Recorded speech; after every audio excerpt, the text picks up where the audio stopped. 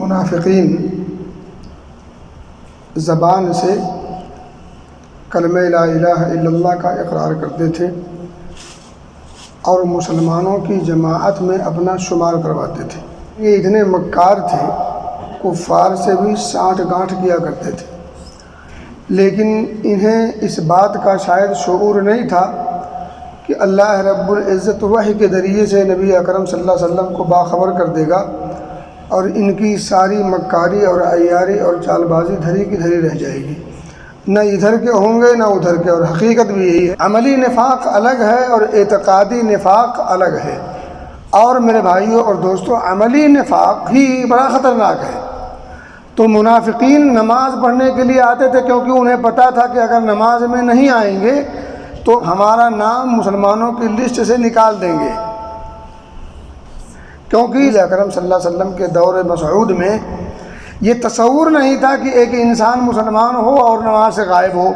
اسی لیے عشاء کی نماز اور فجر کی نماز منافقوں پر سب سے بھاری ہوتی تھی، کیونکہ اگر آئیں نہ تو مسئلہ ہے اور آئیں تو مسئلہ ہے۔ نیند برباد ہو رہی ہے ان کی آنے پر، اور نہ آئیں تو پھر مسلمان انہیں منافق سمجھتے ہیں۔ تو بہرحال کسی نہ کسی طرح سے گرتے پڑتے گھر چھوڑ کر بستر چھوڑ کر مسجد پہنچ جاتے تھے۔ اسی چیز کا اللہ نے نقشہ کھینچا ہے قرآن میں۔ اللہ کہتا ہے کہ ان المنافقین یخادعون اللہ وهو خادعهم، منافقین جو ہیں وہ اللہ رب العزت کو دھوکہ دینا چاہتے ہیں، مکاری کرتے ہیں، چال بازی کرتے ہیں، فریب دیتے ہیں اللہ کو۔ وهو خادعهم، حالانکہ حقیقت یہ ہے کہ وہ اللہ کو دھوکہ کیا دیں گے؟ اللہ کو کوئی دھوکہ دے سکتا؟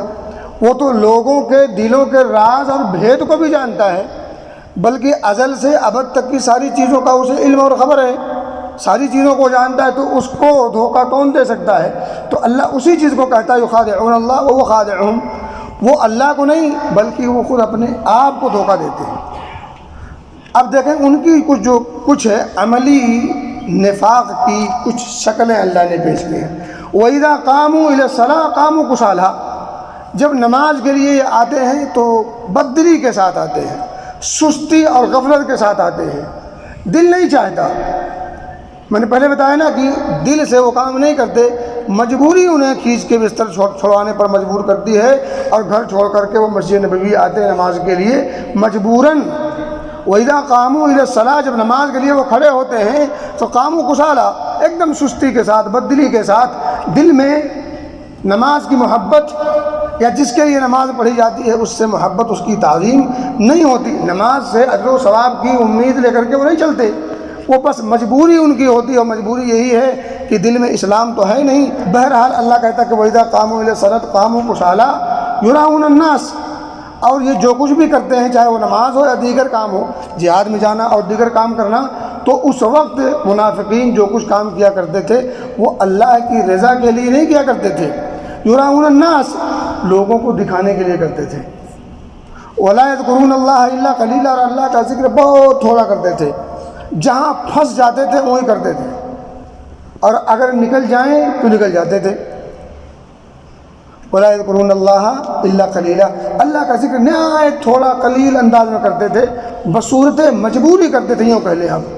اب دیکھیں یہاں تین چیزوں کا تذکرہ ہوا ہے ان کے عملی نفاق کا۔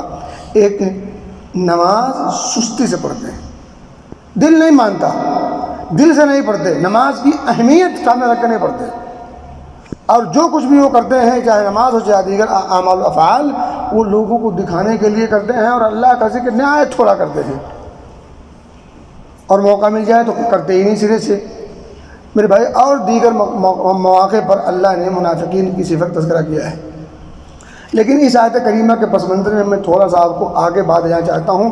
پچھلے 2-3 خطبوں میں آپ کے سامنے نماز سے متعلق گفتگو ہوئی ہے، اور آج بھی میں اس سلسلے کو وہیں سے جوڑ رہا ہوں، نماز ہی سے۔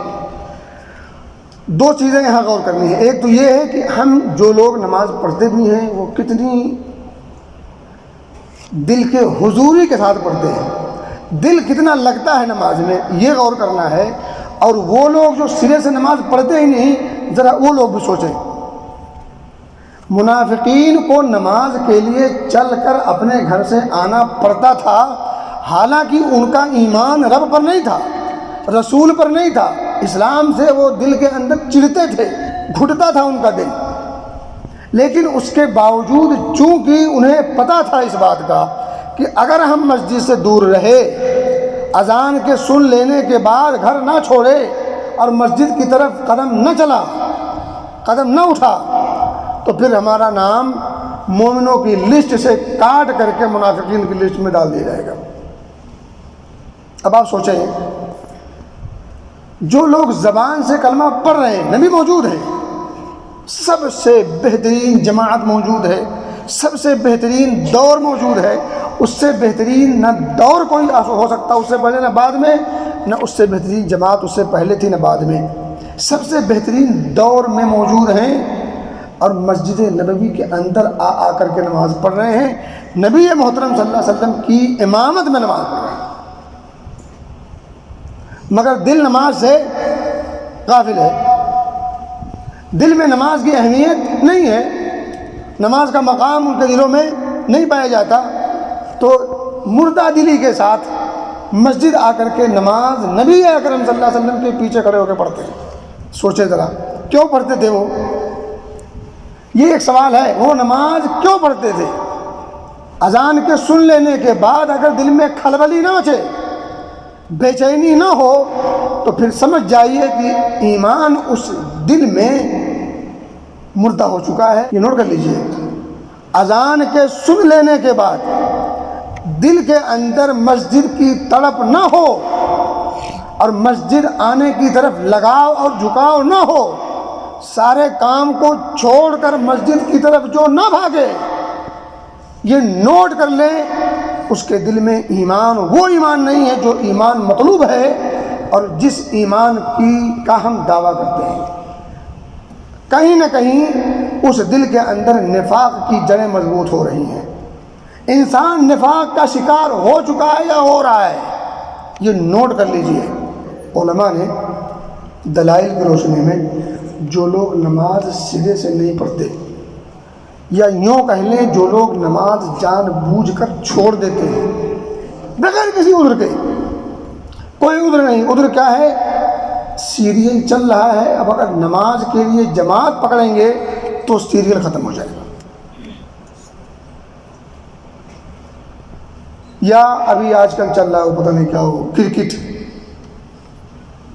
جس کے ہم دل دادا ہیں۔ کتنے دل دادا ہیں؟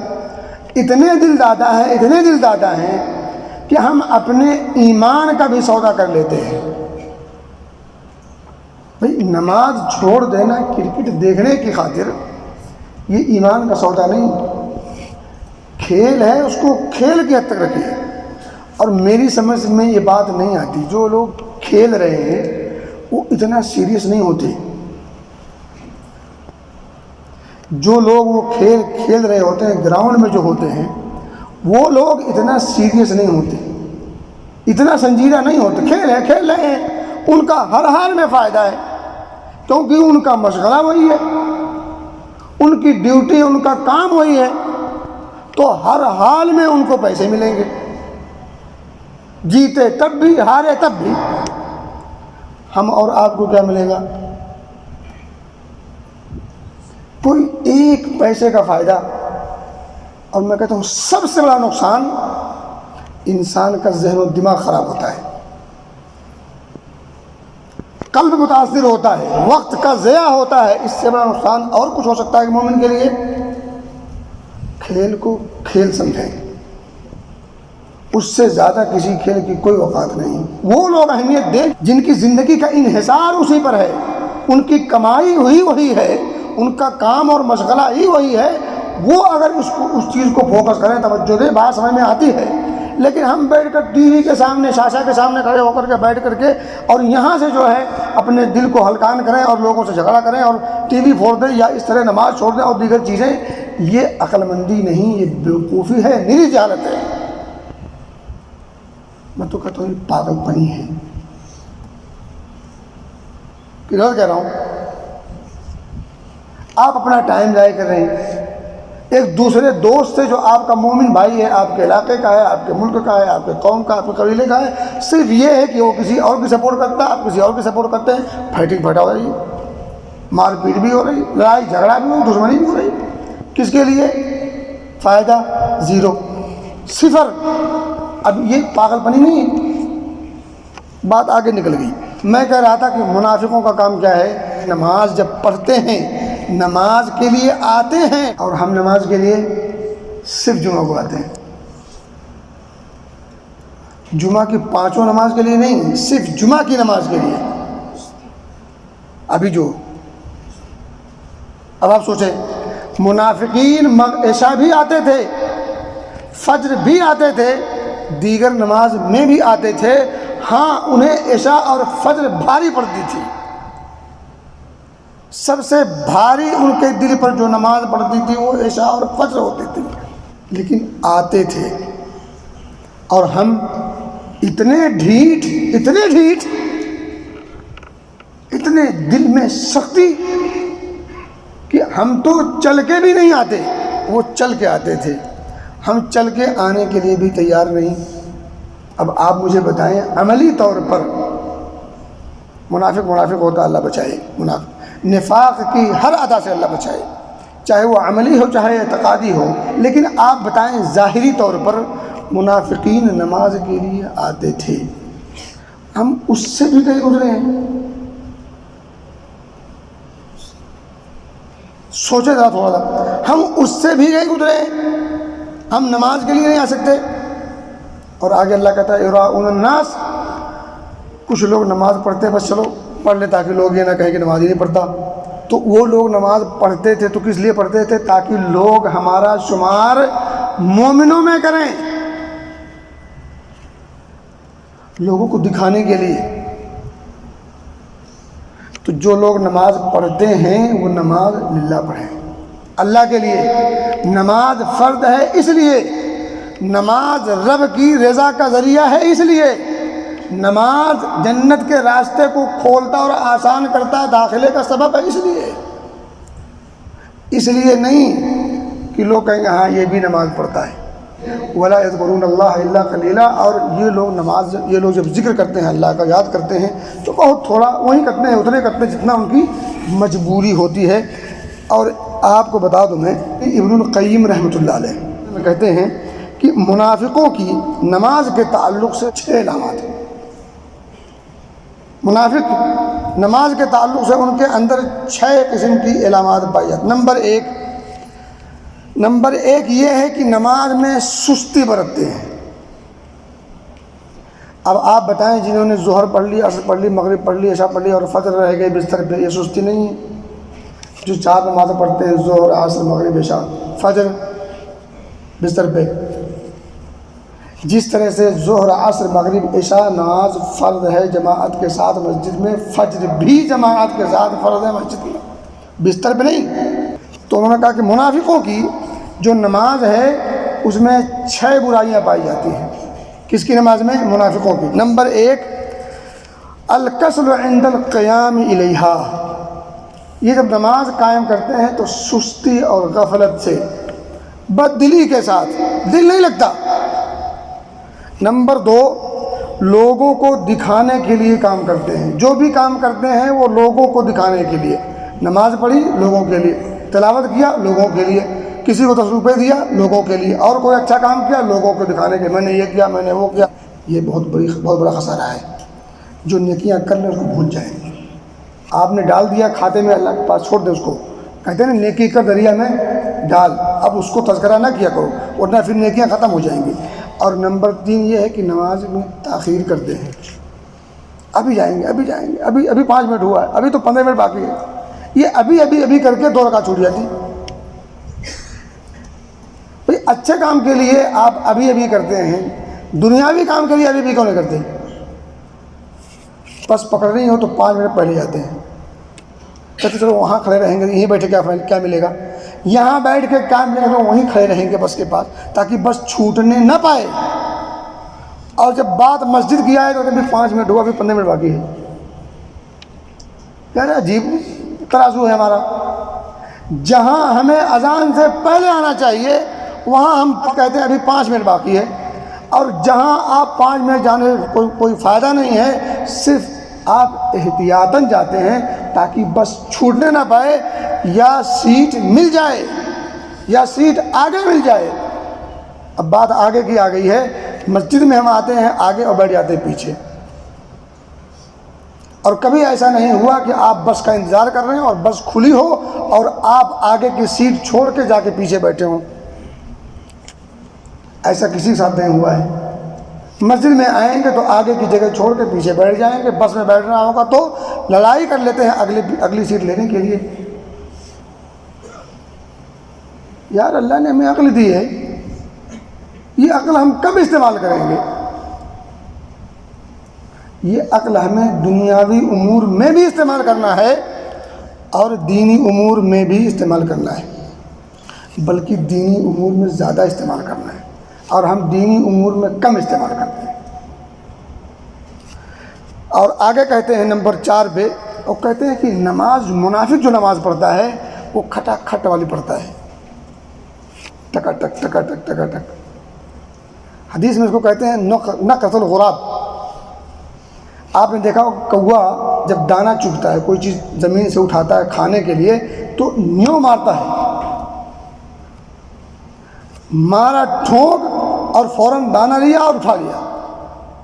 منافقوں کی نماز میں یہی ہو رہا ہے۔ منافق جو نماز پڑھتا ہے تو چونکہ دل نہیں لگتا تو وہ جلدی جلدی پڑھ کر کے کام پورا کر کے، فارمیلٹی جسے کہتے ہیں، فارمیلٹی پورا کرنا، ذمہ داری کو ختم کر کے جلدی سے جلدی اپنا سمیٹو اور دکان آگے بڑھا دو۔